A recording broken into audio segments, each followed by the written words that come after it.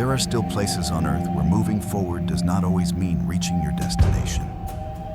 Territories defined by permanent ice, where the environment gives no warning, leaves no room for negotiation, and allows no second chances.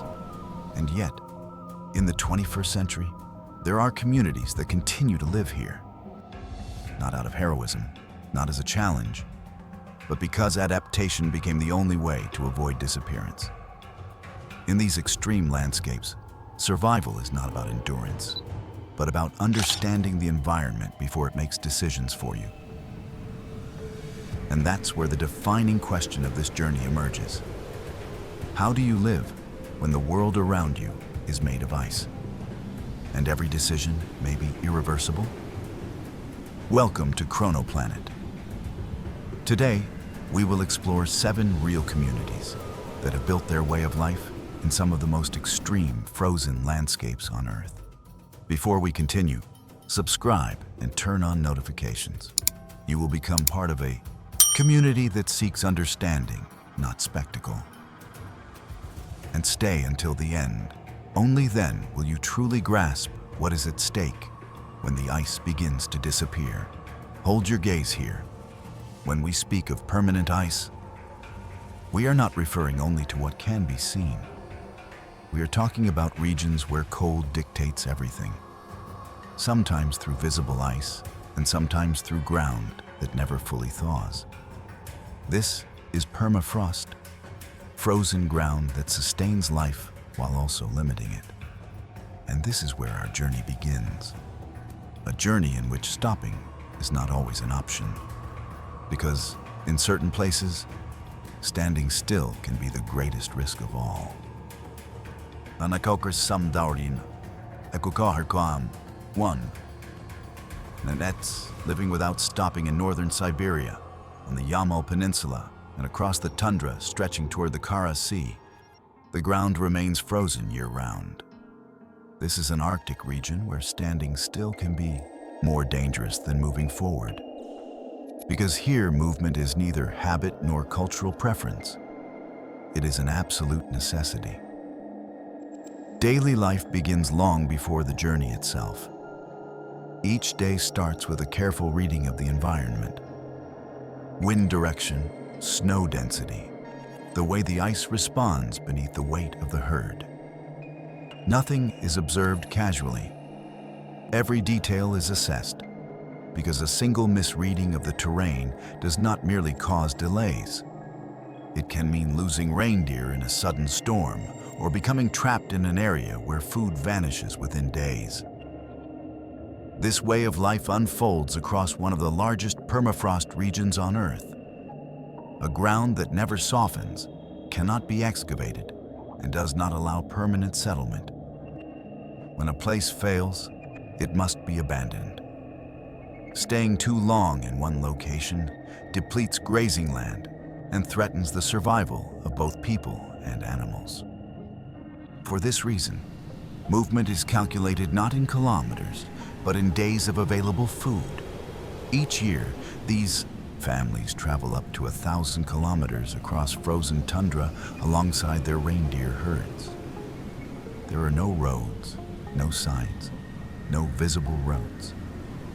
Paths are not drawn on maps, but preserved in collective memory, learned in childhood and refined generation after generation according to the behavior of ice and snow. One rule is never questioned. When a reindeer refuses to move forward, the group stops. The animal senses subtle changes in the terrain that the human eye may miss. Ignoring this signal has, in the past, led to herd losses and failed migrations documented by Arctic ethnographers. The arrival of children does not interrupt the movement. They grow up on the move, learning from an early age to recognize storms, hidden fractures, and minimal variations in snow that signal danger. Childhood is not separate from survival. It is part of learning from the very beginning. The home is the chum, a conical structure designed to be erected directly on snow and ice, withstand constant winds, and be dismantled within hours. It is not meant to last. It is meant to move. Even its placement follows strict rules: orientation to the wind, proximity to the herd, and distance from areas where ice may give way. A poorly positioned chum is not uncomfortable. It is dangerous. The entire system revolves around the reindeer. It provides food, clothing, transport, and tools. Every part is used, not for symbolic tradition, but out of absolute necessity. Without this animal, life at these latitudes would be impossible. The relationship is practical, constant, and total. But this way of life leaves marks that are not always visible. Prolonged exposure to extreme cold leads to joint deterioration, chronic fatigue, and premature physical aging. Effects documented in medical studies conducted among Arctic nomadic populations. Survival here comes with a silent cost that accumulates over time. When, during the 20th century, outside forces attempted to impose a sedentary lifestyle, the balance collapsed. With the loss of movement and livestock came scarcity, declining health, and social disintegration. The problem was not the climate.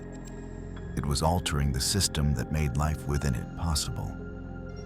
For this people, living is not about enduring a winter. It is about maintaining balance in an environment that never stops. But not all icy landscapes behave in the same way. Beyond these plains, moving forward no longer means solid ground. It means trusting a surface that may give way at any moment. And that is where we are going next. 2. Yupik.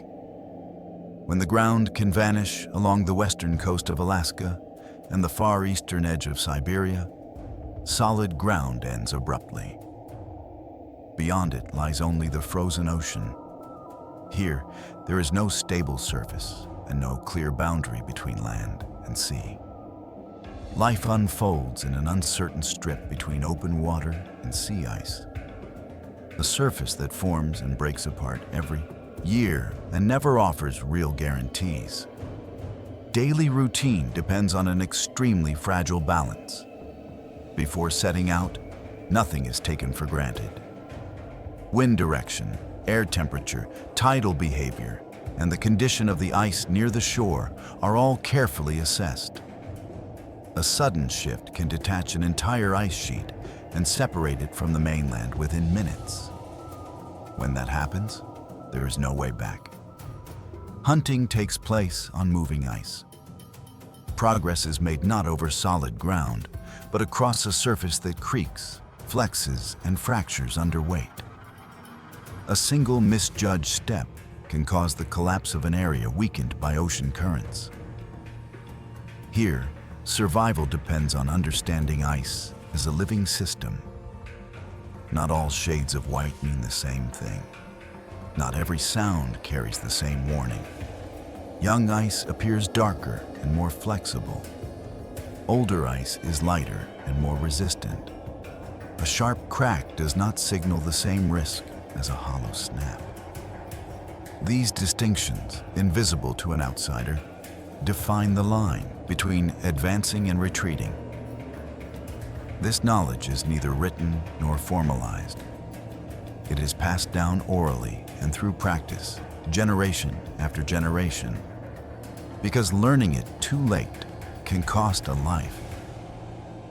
There is no room here for trial and error. The sea sets the rhythm of everything. Tides determine when it is possible to leave, when to return, and when staying still is the safest choice. A miscalculated tide can open channels of water between ice plates that appear solid, isolating anyone standing on them. Weather is neither consulted nor precisely forecast. It is interpreted through signs accumulated over years. Accidents are not a distant possibility. They have occurred repeatedly for decades and form part of the oldest warnings. Hunters carried out to sea on drifting ice, falls into water at lethal temperatures, rescues that never come. These events are not remembered as isolated tragedies, but as constant reminders of what happens when confidence replaces caution. In these waters, survival after a fall is measured in minutes. The cold locks muscles, restricts breathing, and almost instantly eliminates the ability to react. That is why every journey is planned as if it were irreversible. This reality demands constant attention, where every decision matters. The question is not whether the ice can break. The question is whether you would recognize the precise moment before it does. Would you trust your life to a layer of ice, knowing it could fail at any time? If this already seems impossible, prepare to face an environment where nothing appears to move. And yet, disappearing is easy. Here, danger does not drift or break apart. It is constant, and it surrounds you. 3. Evenki, navigating the void. Deep within Siberia, far from the coast and any stable human reference, the landscape becomes uniform. There is no recognizable horizon and no fixed points to guide the way. Only taiga, tundra, and snow stretching in every direction without visible limits. This is where the Evenki live. A nomadic indigenous people whose survival depends on movement and hunting across one of the quietest territories on Earth. Here, hunting does not follow marked paths or obvious routes. It relies on reading faint tracks pressed into hardened snow, interpreting broken branches, minimal variations in terrain, and subtle shifts in animal behavior. Each sign, taken alone, is incomplete. It gains meaning only when connected to knowledge accumulated over years. In winter, when temperatures drop to 40 degrees, the environment becomes visually flat. The landscape loses depth. Sky and ground merge into a single white surface. Under these conditions, perception can easily fail. Even people who have lived here all their lives can become disoriented if their attention slips for too long. There are no signs, landmarks, or permanent trails. Orientation depends on spatial memory of the land, the brief appearance of the sun, the direction of prevailing winds, and small details visible only to those trained to notice them from childhood. A miscalculation can mean walking for hours in the wrong direction, consuming energy and supplies with no chance of correction. For travel, reindeer are used as a means of transport, not merely as a resource. They allow long distances to be covered while carrying provisions, tools, and lightweight shelters. They also serve as a living point of reference in a landscape that offers none. Without them, crossing the frozen taiga during the harshest months would be impossible. Yet the greatest challenge is not always physical. It is mental. Prolonged isolation, absolute silence, and the absence of constant stimuli affect perception, judgment, and psychological endurance. Here, silence is not rest. It is a constant presence that demands sustained attention, because any sound out of place may carry critical meaning. Here, losing focus can mean not returning. The mind cannot wander without consequences. Maintaining concentration for hours, sometimes days, is part of survival. That is why, from an early age, they learn not only how to hunt or travel, but how to manage silence, solitude, and the pressure of an environment that offers no second chances. Knowledge is passed on directly, through shared experience. It is not only about knowing how to orient oneself, but recognizing when fatigue begins to cloud judgment, when stopping is necessary, and when moving forward is the only option despite exhaustion. Listening to the environment is as important as knowing how to move within it. In this territory, getting lost does not simply mean not knowing where you are.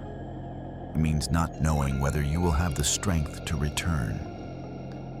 That possibility accompanies every journey, every hunting day, every decision made in silence. Survival here does not depend solely on technique or physical strength. It depends on maintaining mental stability in an environment that strips away reference points, reduces stimuli, and punishes the smallest lapse. That is why these lands test not only the body, but the continuity of a way of life that relies on mental balance as much as on knowledge of the terrain.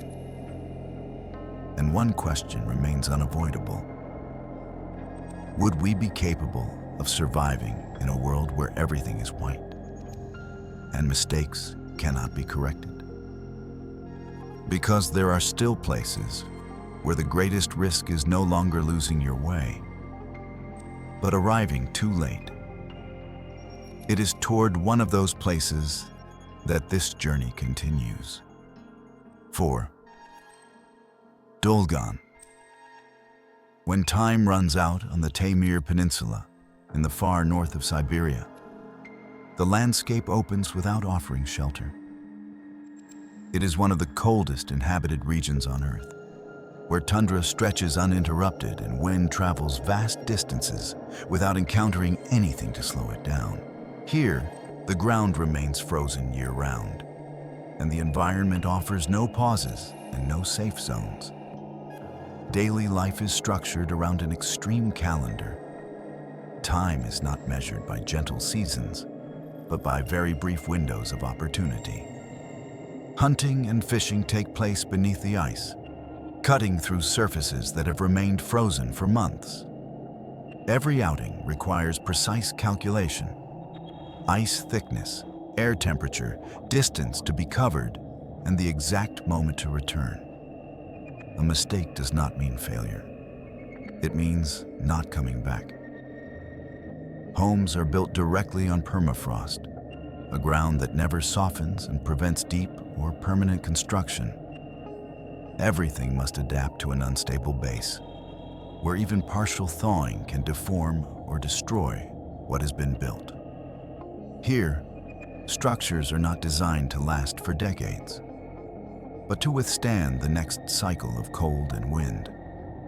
For generations, this people combined hunting, fishing, and reindeer herding with seasonal movements that maintained a delicate balance with the environment.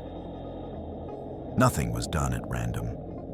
Routes, stopping points, and lengths of stay were aligned with detailed knowledge of ice conditions and available resources. That system made it possible to inhabit one of the harshest regions on the planet without exhausting the land. Throughout the 20th century, the population declined steadily. Forced sedentarization, external schooling, and the loss of economic autonomy accelerated the abandonment of nomadic life. When movement stopped, it was not only daily habits that changed. The very foundation of their way of life was altered. With the loss of mobility came other, less visible effects.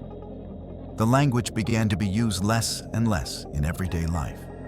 Stories, mental roots, and ice-related knowledge stopped being passed on continuously. Today, many of these practices survive only in the memories of elders, as fragments of a system that can no longer be fully sustained. The last nomadic generations live at a critical point. They are not fighting the climate alone. They are trying to preserve a complete identity in an environment that no longer allows room for adaptation. The problem is not that the knowledge has lost its value. It is that fewer and fewer people remain who can inherit it and put it into practice. Here, risk does not appear in an immediate or spectacular way. It is not a sudden storm or a visible fracture in the ice. It is a slow, silent, and definitive process. in which an entire culture weakens as the conditions that once made it possible disappear. The question that remains goes beyond cold and territory. What happens when an extreme environment no longer tests only the body, but the survival of an entire culture? If you have come this far, you are already part of a community that seeks understanding, not spectacle. And what comes next is not just more extreme. It is a way of life that can break without making a sound.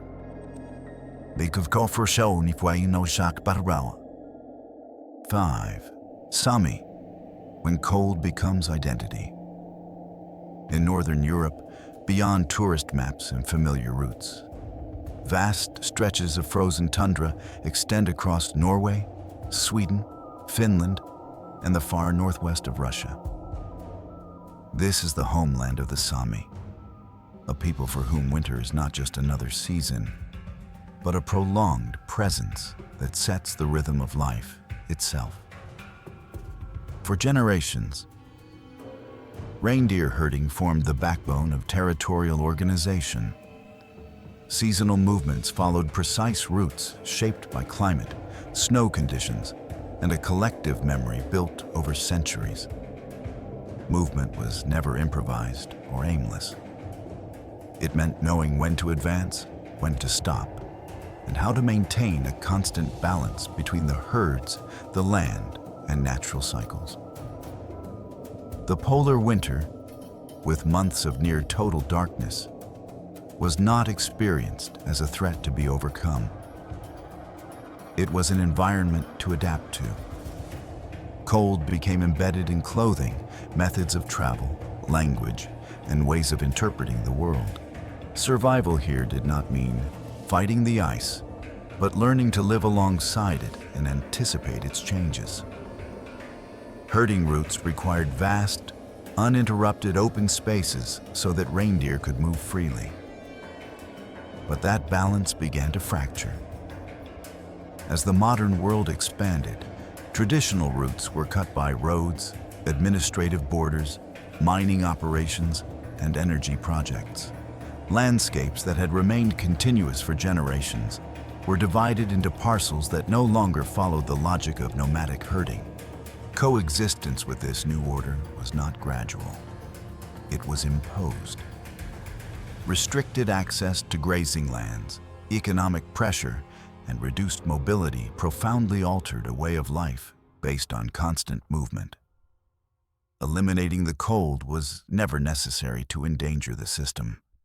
Preventing movement was enough. With each new division, the available territory shrank, along with the ability to sustain practices that depended on wide, open expanses. The loss was not sudden or dramatic. It was incremental, quiet, and difficult to reverse. Many communities were forced to abandon ancestral roots, reshaping habits passed down through generations. Here, danger does not arrive abruptly. It does not come with a storm, nor is it announced by a visible crack. It advances slowly. The real risk appears when the territory itself begins to change. When routes are interrupted, when the landscape no longer responds to the rules that sustain this way of life for generations. An uncomfortable question then emerges. What happens when a culture learns to survive the ice, but the world around it reshapes that territory without allowing time to adapt? This journey does not end here. And now we move toward a land where ice neither forces retreat nor demands movement. It remains above, suspended over daily life from the mountains. Ausnaus gaunasron na ice plain of Yawal, don nawadan, the assain the oxown will down, but the Kawinan, Quechua. Living beneath the ice high in the Andes, above 4,500 meters, Quechua communities live under the constant presence of permanent glaciers. This is not a distant landscape.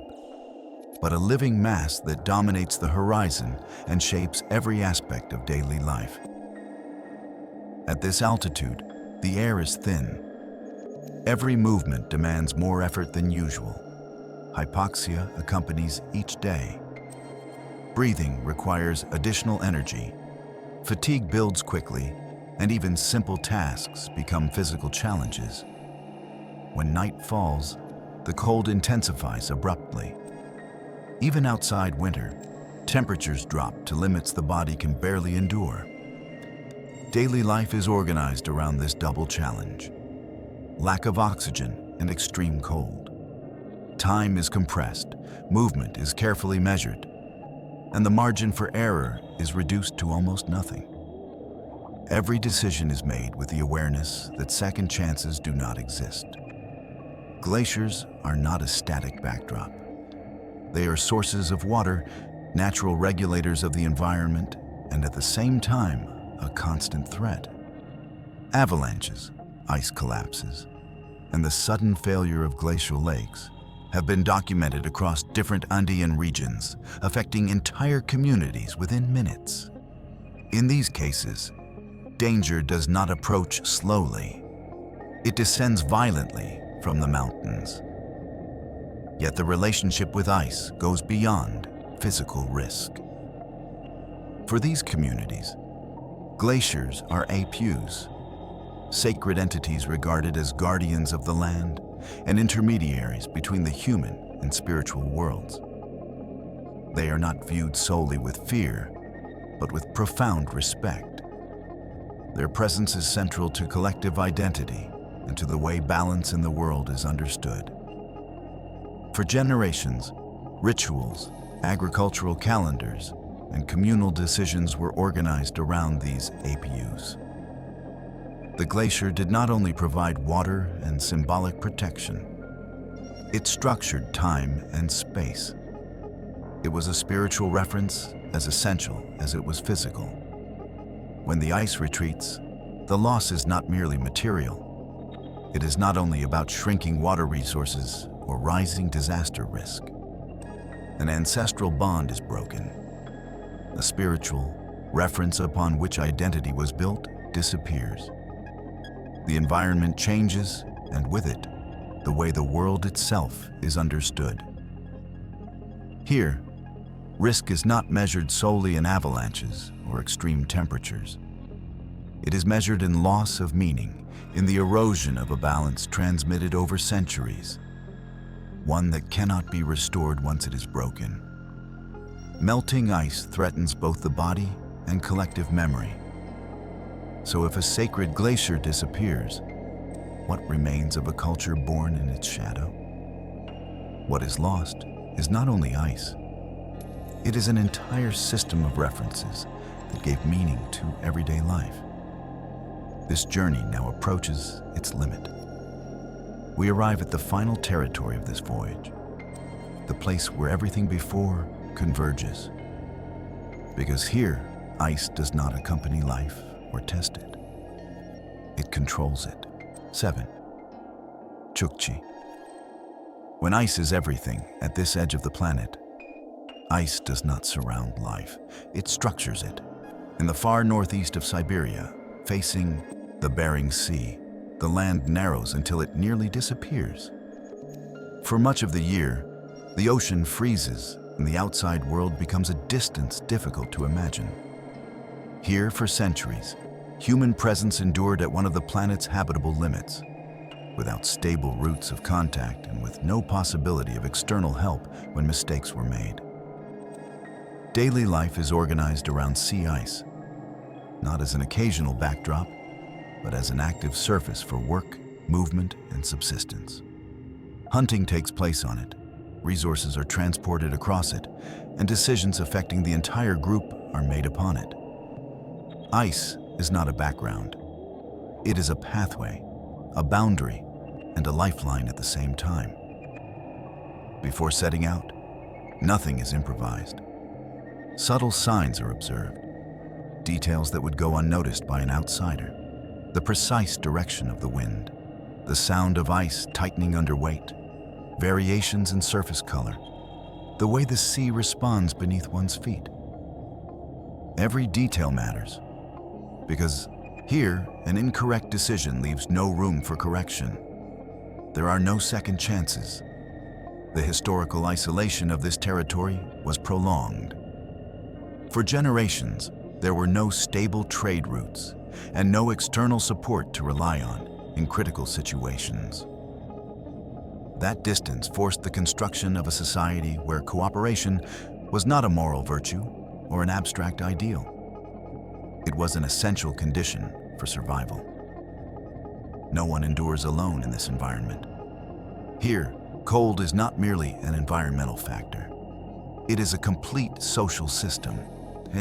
It determines when hunting begins, how resources are shared, which decisions are made collectively and which are never taken individually. A single person's mistake can endanger everyone. That is why crucial decisions do not rest with isolated individuals, but with shared experience. Nothing is left to chance. Knowledge is transmitted with extreme precision, because it is not symbolic tradition or cultural habit. It is vital information. Knowing how to read ice, wind, and sea is as important as knowing how to walk or breathe in this place.